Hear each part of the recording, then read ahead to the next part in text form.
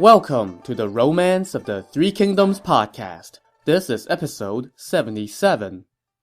Last time, Sun Quan used a little dirty trick to bring his sister, who was married to Liu Bei, back from Jing province so that he could launch a war to take the province without putting her life at risk and, more critically, drawing their mother's ire. But just as he was preparing for war, he received two pieces of bad news. First, he got word that Zhang Hong, a longtime advisor who had retired due to illness, had died. As he lay dying, Zhang Hong wrote one last letter to Sun Quan, in which he advised Sun Quan to relocate his seat of power to Moling, where, Zhang Hong said, the mountains had an imperial air. Zhang Hong told Sun Quan that he should move there at once and make this auspicious location the base of his empire. Upon reading this letter, Sun Quan wept loudly in front of his officials and said, "How can I dare to not follow Zhang Hong's advice?" And so he ordered a city of stone to be built at Moling. In the meantime, he had to deal with a second piece of bad news. It was no biggie, just a report that Cao Cao was marching south with, 400,000 troops to avenge the defeat at Red Cliff. As Sun Quan discussed this matter with his staff, the general Lu Meng told him that they needed to build ramparts at the mouth of the Ruxu River to hold off Cao Cao's troops. But all the other generals were like, "Why would you need ramparts? We can just attack from shore or retreat into our boats." To that, Lu Meng answered, "The fortunes of war are never constant. Victory is never assured. If we have a sudden run-in with the enemy, with infantry and cavalry jostling together, we might not make it back to the water and our boats." Sun Quan was quite impressed by Lu Meng's foresight, and he ordered several tens of thousands of men to build the ramparts. Meanwhile, in the capital Xuchang, Cao Cao's power and fortune were growing by the day, and his men were suggesting that maybe he was due for a promotion. But when you're already prime minister, what do you get promoted to? Well, one of his civil officials, Dong Zhao, went to the court and said to the emperor, "No official in history has matched the prime minister's merits, not even the Duke of Zhou or the great statesman Jiang Ziya. Over the course of 30 years, he has overcome all difficulties and wiped out the wicked to protect the people and restore the house of Han. How can he be treated the same as the likes of the other officials? He should receive the title of the Duke of Wei and receive the 9 dignities." So what are these 9 dignities? They are 9 items that were considered the highest honors an emperor could bestow upon an official. These 9 things were: 1. Gilded chariots drawn by 8 horses. 2. Court dresses, which consisted of dragon-embroidered robes, headdresses, and shoes. And if you didn't know, the dragon is kind of a symbol for the emperor, so to be allowed to wear robes with dragons embroidered on them carries some rather significant implications. 3. Hanging chimes and music fit for an emperor. 4. Red doors in your house, which were a symbol of fortune. 5. An inner staircase that offered protection for every step. 6. 300 imperial tiger guards to secure your palace gates. 7. A set of ceremonial axes that serves as the emblems of command. 8. A red lacquer bow with 100 red striped arrows and 10 black bows with 1,000 black arrows. And 9. Jade tablets and libation cups for ritual offerings. Now, each of these items were no doubt very nice and probably worth a pretty penny. But of course, their importance lay in their symbolic value, since they were usually items reserved for the emperor's personal use. So when an emperor bestows these 9 dignities upon a servant, well, I think you can guess what is being implied. But not so fast, someone said. This guy was Xun Yu, whom, if you would remember from the earlier episodes, was one of Cao Cao's top strategists and had been with him from the beginning of his rise. But now, Xun Yu spoke up against the suggestion of making Cao Cao the Duke of Wei. "This must not be," he said. "His Excellency raised an army of justice to support the House of Han, so he must stick to his loyalty and integrity by following humble and retiring ways. The noble man shows his love for his fellow man through virtue, not this." When Cao Cao heard this, he was mighty peeved, and his face changed color. But Dong Zhao refuted Xun Yu and said, "We must not disappoint everyone else because of one man's resistance." So Dong Zhao submitted a memorial to the emperor, officially requesting that Cao Cao be named the Duke of Zhou and be granted the 9 dignities. To this, Xun Yu sighed and lamented, "I never thought I would see such a day." Unfortunately for Xun Yu, this remark further aggravated Cao Cao, who now held a deep grudge against him for what Cao Cao perceived as an act of betrayal by one of his longtime advisors. In the 10th month of the year 212, Cao Cao mobilized his troops and marched south. He ordered Xun Yu to accompany him. Well, Xun Yu knew that Cao Cao was probably thinking about killing him, so he begged off this assignment on account of illness and stayed behind. But when Cao Cao has you in his crosshairs, it's going to take more than that to slip away. One day, Xun Yu received a courier from Cao Cao, who delivered to him a box of food. On the box was Cao Cao's handwritten inscription. "Oh, how nice! Cao Cao got me Chinese takeout." "Hey, wait a second. I think there's a mistake here. This box is empty." "Oh, I see." Having served Cao Cao for so many years, Xun Yu understood his master's meaning perfectly. He proceeded to ingest poison and took his own life at the age of 50. Later, a poet lamented him thus: "A splendid talent, admired of all men, his folly lay in serving Cao Cao's power. Liken him not to Zhang Liang, as Xun Yu was ashamed to face his emperor."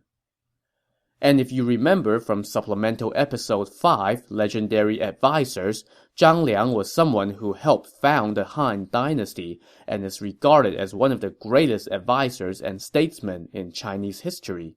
Xun Yu, the poet suggested, may have had similar talent, but his blunder was serving Cao Cao, i.e., the wrong master. So once again, we see the novel hammering home how important it is for men of talent to find the quote-unquote right master. After Xun Yu died, his son reported the news to Cao Cao, and now Cao Cao regretted what he had done, and he ordered an elaborate funeral for his longtime advisor and gave him a posthumous title of nobility.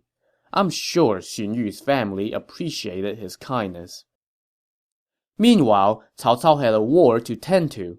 When his army arrived at the Ruxu River, he ordered the general Cao Hong to take 30,000 armored cavalry to scout out the shoreline. They reported back that from a distance, they saw countless banners along the riverbank, and there was no way to tell where the enemy troops were massed.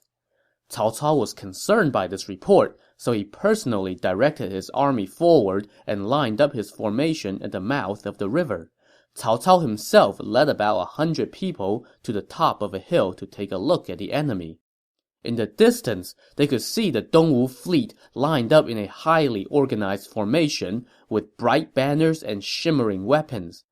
On the flagship in the middle of the fleet, seated under a blue-green umbrella, was none other than Sun Quan, flanked by his civil and military officials. Impressed by what he saw, Cao Cao pointed with his whip and said, "If you are going to have a son, you should have one like Sun Quan, not like Liu Biao's sons, who were nothing more than pigs and pups." Just then, a signal sounded, and from the south a fleet of ships swiftly approached, while from the barriers on the river emerged another fleet. These forces threw Cao Cao's troops into disarray, and they fell back uncontrollably. Just then, about 1,000 riders arrived at the hillside. The man at the head of this force had jade-green eyes and a purplish beard. This was none other than Sun Quan, personally leading a force to attack Cao Cao. Cao Cao was taken aback by this move, and by the time he turned around and fled, two of Dongwu's top generals, Han Dang and Zhou Tai, had caught up to him. Fortunately for Cao Cao, he always brings Mad Tiger, aka Xu Chu, with him. Xu Chu rode forward and kept the two enemy generals busy, allowing Cao Cao to escape back to his camp. Xu Chu himself also fell back after about 30 bouts. Once his defeated troops returned to camp, Cao Cao rewarded Xu Chu handsomely and chewed out everyone else, telling them that they would all lose their heads if they fled from the field of battle again. Around 9 o'clock that night, loud cries suddenly arose from outside Cao Cao's camp. Cao Cao hurriedly mounted his horse to lead a response, but by then, fire had broken out all around his camp, and the Dongwu troops had stormed in. The two sides clashed until dawn, at which point Cao Cao's army was driven back about 20 miles before they could regroup and set up camp again. After this latest setback, Cao Cao was feeling pretty concerned, and he tried to distract himself by reading books on military strategies. One of his advisors, Cheng Yu, said to him, "Your Excellency is well versed in the art of war, so you must understand that speed is of the essence. This campaign took too long to get underway, allowing Sun Quan time to prepare and barricade the mouth of the river, making it difficult to attack. Why don't we return to the capital for now and make other plans?" To this, Cao Cao gave no answer.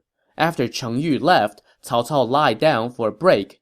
Suddenly, he heard the roar of the tides sounding like the gallop of 10,000 unrestrained horses.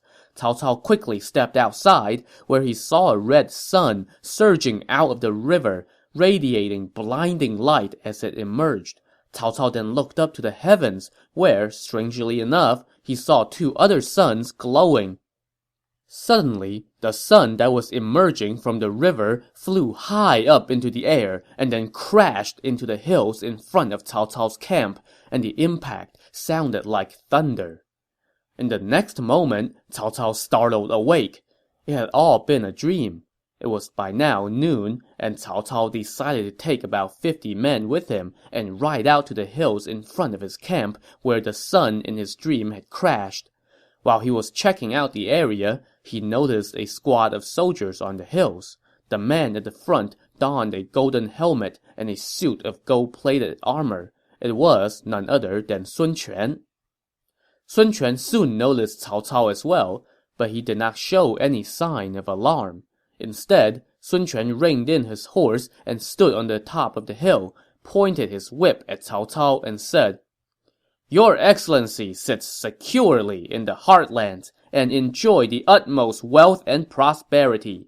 Why are you so greedy that you must encroach on the southlands again?"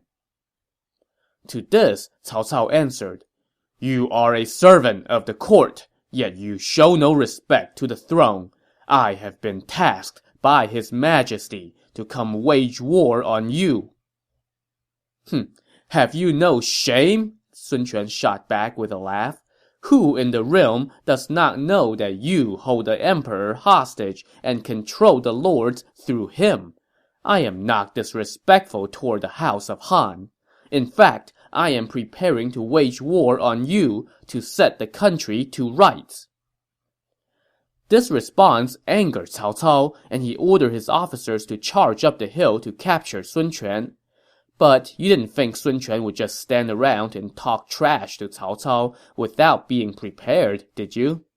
At the sound of a drum, two squads of Dongwu troops emerged from behind the hill, led by 4 generals. 3,000 Dongwu archers rained down arrows on Cao Cao and company, and they had no choice but to fall back. Dongwu's troops then gave chase until Cao Cao's elite tiger guards, led by the general Xu Chu, came out to rescue him. The Dongwu army gave up the chase at that point, and its victory songs echoed across the hills as it returned to base. When Cao Cao returned to his camp after yet another defeat, he thought to himself, Sun Quan is no ordinary man. The omen of the red sun means he will definitely become an emperor or king in the future. So, faced with both military setbacks and unfavorable omens, Cao Cao began entertaining thoughts of retreating, but he could not bear the thought of being ridiculed by Dongwu if he did. So things dragged on like this for another month or so, with both sides claiming its share of victories and defeats in a series of battles. It was now the first month of the year 213, and it was the rainy season in the south. It poured non-stop, and the waterways flooded. So on top of being attacked by enemy forces, Cao Cao's troops now had to contend with camping in a muddy, watery mess. This added to Cao Cao's consternation. His advisors were no help, as they were split between retreating and holding out a little longer until the warm spring arrived, at which time it would be the perfect weather for hacking your enemy to bits.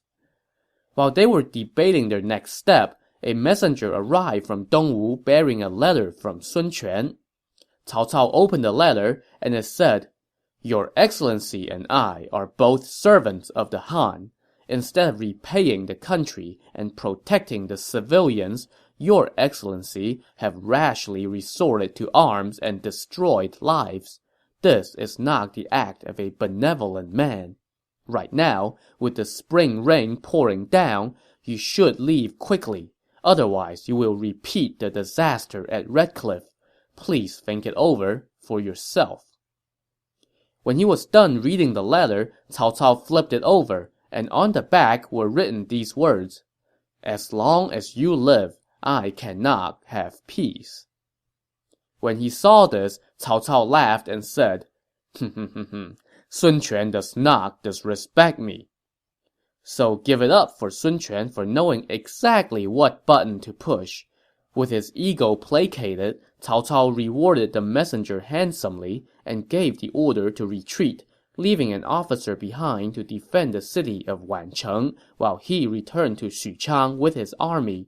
For his part, Sun Quan also led his troops back to Moling, his new seat of power.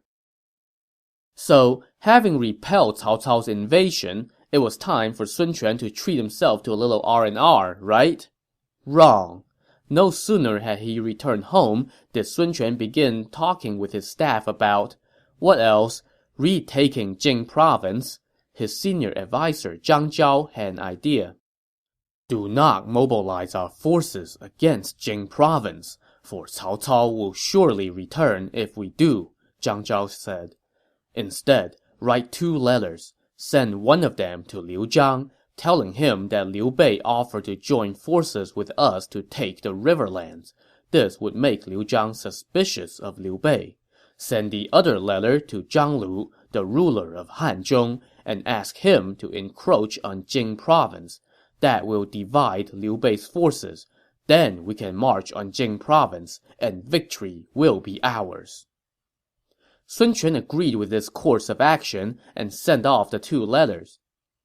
Meanwhile, in the riverlands, Liu Bei had been camped out for a while at Jiameng Pass, where he was keeping watch in case Zhang Lu decided to encroach on Liu Zhang's borders.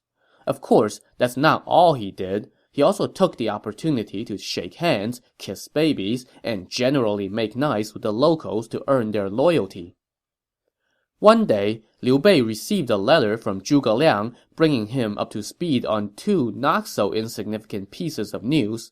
First, your wife, Lady Sun, has gone back home to Dongwu. Boy, that sucks, doesn't it? Oh, and second, Cao Cao is at war with Sun Quan. When he got this news, Liu Bei said to his strategist Pang Tong, Between Cao Cao and Sun Quan, whoever wins will no doubt set their sights on Jing province.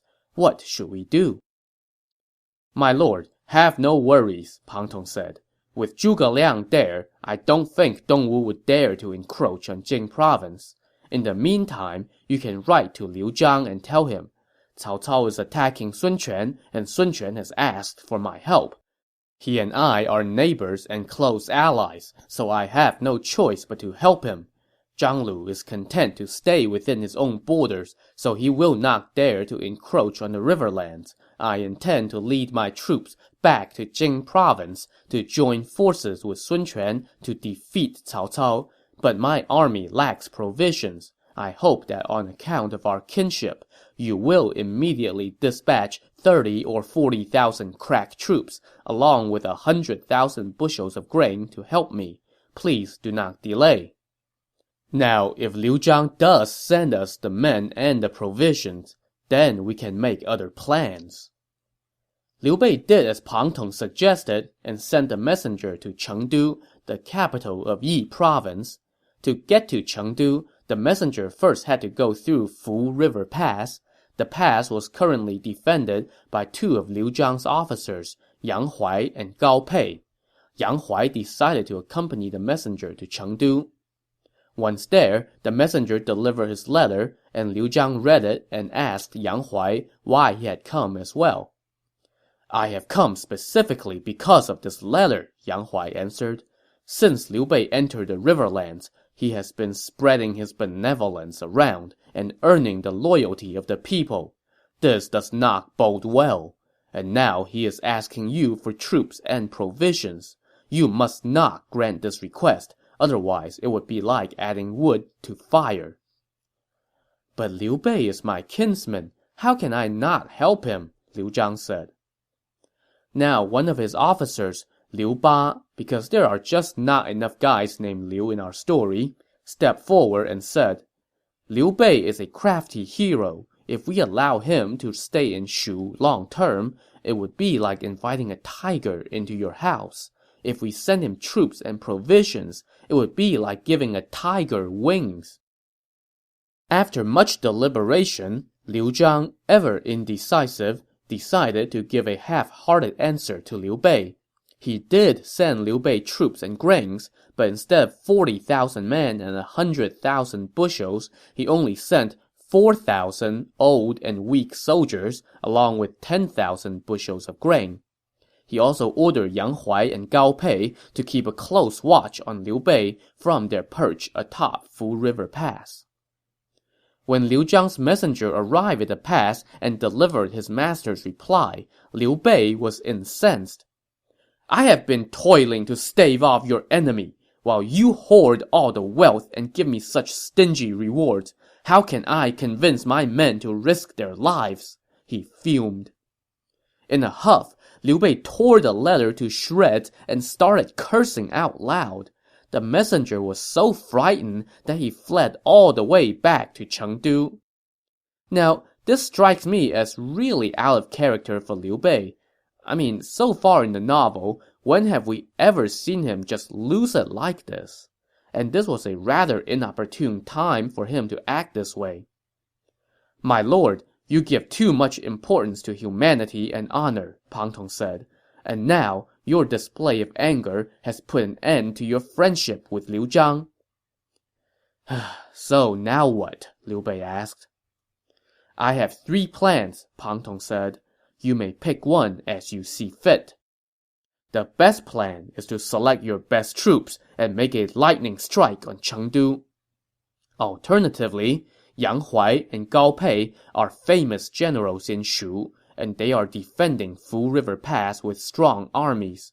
If you pretend that you are returning to Jing province, they will surely come to see you off, and you can capture and kill them at that time and take the pass. From there, first take the city of Fucheng, and then march on Chengdu. This is the second best plan. As for the worst plan, you could return to Jing province at once and make other plans from there. If you remain indecisive and stay here, you will be trapped, with no way out." And won't you know it, Liu Bei does the Goldilocks thing. The first option is too hasty, and your third plan is too slow," Liu Bei said. "The second plan is just right. Let's do that." So Liu Bei wrote a letter to Liu Zhang saying that Cao Cao had sent an army to attack Jing province and that none of my officers there could stand up to this invasion, so I have to personally go take care of it. I don't have time to say goodbye in person, hence the letter. Well, I don't know if Liu Zhang bought this line, but someone else sure did, and it was not someone that Liu Bei had intended to fool.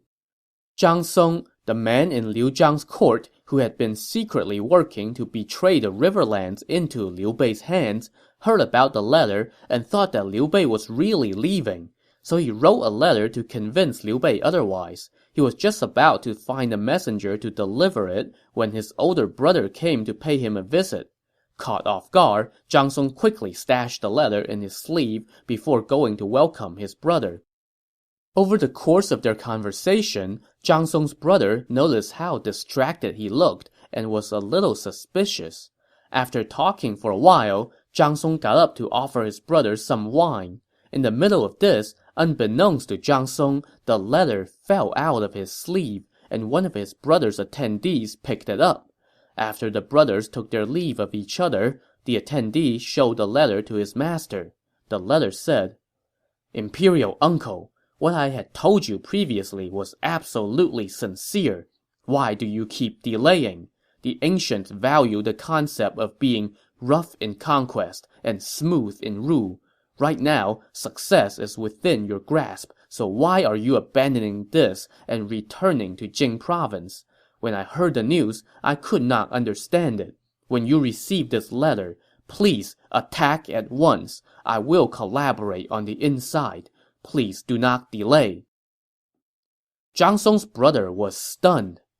"My brother is committing an act that could lead to the execution of our entire family.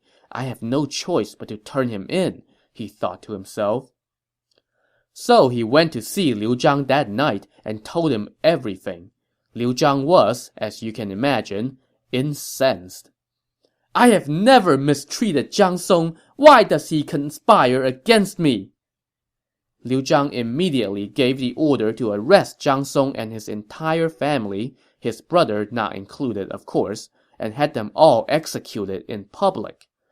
So, the man who was trying to trick his master in order to help Liu Bei became the unwitting victim of a trick by Liu Bei intended to fool said master. Does that qualify as irony? Or poetic justice, perhaps? In any case, speaking of poems, a poet later lamented Zhang Song thus: "Though gifted with a memory most rare, Zhang Song let the crucial secret fall. Before Liu Bei's kingly cause was crowned, he fell to bloody swords before his town." I'm going to interject here and say that it has never really sat well with me that Zhang Song was cast in a rather positive light in this novel, considering that what he was doing was really no better than any other villain who betrayed his own master in the novel. I guess when you're committing treason to help the kind and virtuous imperial uncle, you get a free pass, right? In any case, he's dead now, and let's move on. So, Liu Zhang, now with the wool finally lifted from his eyes, gathered his staff and asked them what he should do about Liu Bei. Huang Quan, the official who had been telling Liu Zhang all along that this was going to happen, said, "We must not delay. Strengthen the defenses at all the strategic locations. Do not allow a single person or horse from Jing province through." Liu Zhang concurred and quickly sent word to all his officers throughout the province. So now that the cat's out of the bag, what is Liu Bei going to do? Find out on the next episode of the Romance of the Three Kingdoms podcast. Thanks for listening.